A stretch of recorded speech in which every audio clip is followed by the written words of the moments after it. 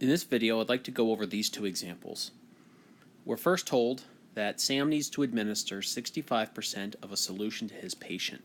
The total amount in the container is 450 mLs. How many mLs should he administer?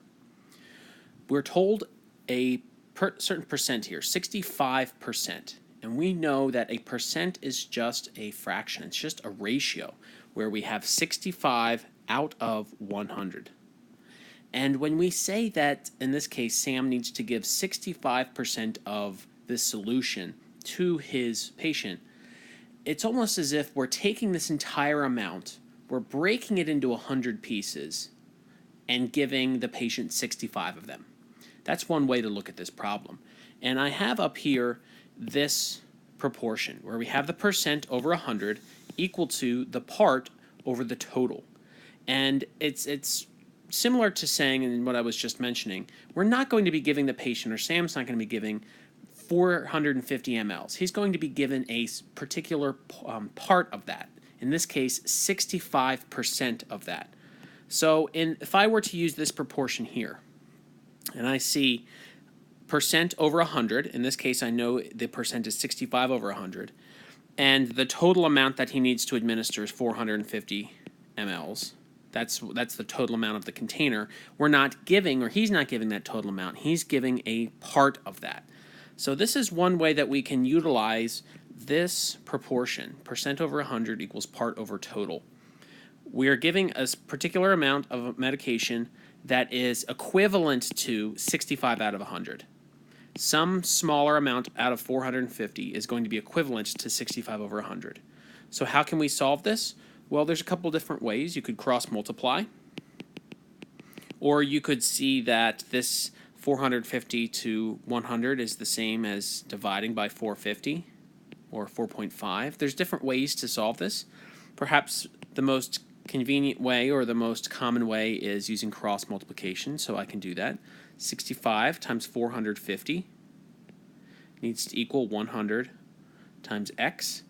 So then when I divide both sides by 100, let's see what we get. We get x equal to 292.5. So let's write that here, 292.5. So Sam would need to administer 292.5 mLs. Now, just thinking back very quickly, 292.5 out of 450 is an equivalent ratio to 65 out of 100. And that's what this is saying. This part out of a whole, which is the percent, is equal to a percent out over 100. So 292.5 out of 450 was equivalent to 65 over 100. The other way that someone might look at this problem is to say what we're looking for is 65% of 450 mLs. Typically, we see that of is associated with multiplication, and 65 we know is just 0.65, or 65 out of 100.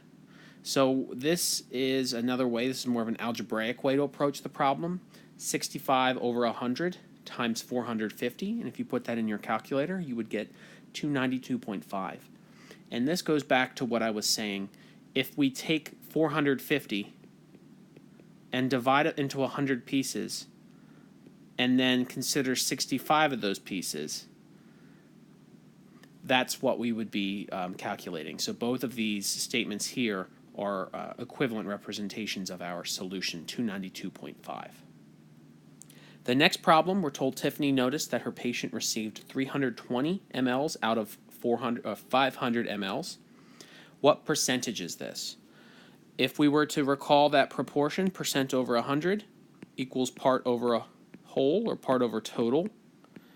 In this problem, we're told the total amount is 500 mLs, and the part that the patient received was 320 mLs. And what we want to know is, what percentage is this? So our unknown quantity, in this case, is x. It is above, it's the percentage. It's above the 100. Now, usually people just divide and then multiply by 100, and that's exactly what this proportion is telling us to do. Another way you could solve this is to cross multiply. So we could do 100 times 320 equal to 500x. And if we divide both sides by 500, we'll get a value of 64. So we get x equal to 64. This is telling us the patient received 64% of the medication, in this case the NS, normal saline. Now this is just one way to approach the problem, is using this proportion. We could also use more of an algebraic approach. We could write this as 320 is what percent of 500?